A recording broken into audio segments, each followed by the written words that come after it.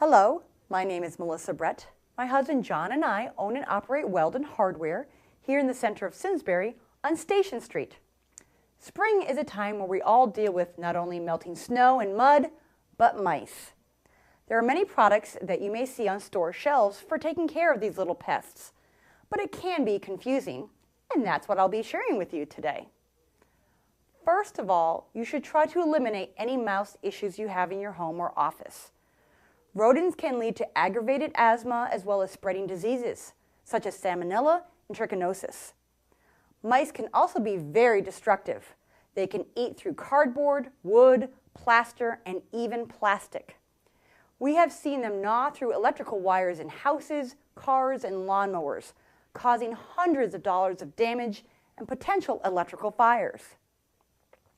If you're not sure that you even have just one mouse, there are a few tips that you can do to check. The most obvious is to look for mouse droppings in areas where there is food and water. If you hear scratching in the walls or your dog or cat is pawing excitedly at the walls or maybe underneath your fridge, that's another clue. But if you're not sure where the mice are, an old trick is to sprinkle a little baby or talc powder in the areas that you suspect. And if you see small footprints or tail drag marks, you have found them. So what can you do if you know you have even one mouse in your house? There are basically 4 different types of mouse treatments you can use: traps, baits, repellents, and containments. Now, the traditional snap traps are still the most effective, if you don't mind using a trap. There is the old-time wooden spring traps as well as other easier to use ones that won't be a threat to your fingers. If you don't want to see the mouse or have a concern about setting these types of traps, there are covered traps. Electronic ones are also an option, but we have found that certain mice seem to avoid them due to the low emitting electronic pulse it may be setting off. And a trick we tell people is that don't use cheese to set your traps.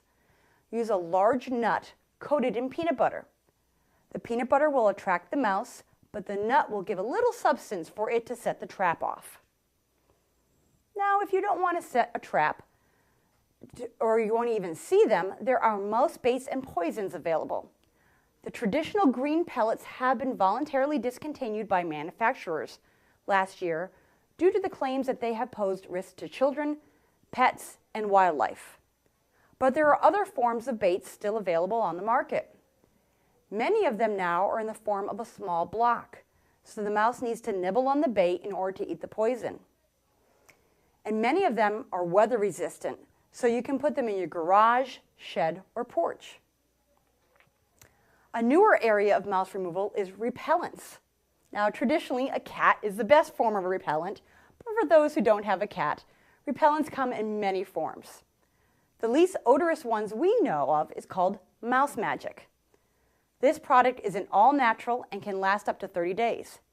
It looks like an oversized tea bag, and it's made up of different mint oils. There are also electronic repellents that either emit an ultrasonic sound to repel the mice or use the wiring in your home. Now, the one issue with ultrasonic ones is that they are limitedly effective through walls and other solid objects. The pulse technology ones are effective, but you do have to be cautious if you have hamsters, gerbils, or rabbits. The one thing to consider about all repellents is where are you repelling them? Hopefully back outside, but if they can find an easier path away from the repellents, they may stay inside. Now, the last category of mouse traps are containments. These are also known as live traps. They can either be a single animal trap or can house multiple mice. They should be baited, again with our recommended peanut butter on a nut, and checked every day. Once a mouse is in the trap, like a lobster trap, they can't get out. You should release the mouse at least 100 yards away from your house or even further. And once a mouse has set up home in your house or office, they are very resourceful and determined critters to get back to their home. If you have any other questions about mouse deterrents or traps, don't hesitate to ask us. And if you have a topic that you would like featured on this segment, let us know. Visit our website at www.weldenhardware.com. I look forward to the next edition of Headlines Simsbury. Remember, we're at your service. Thank you, and God bless.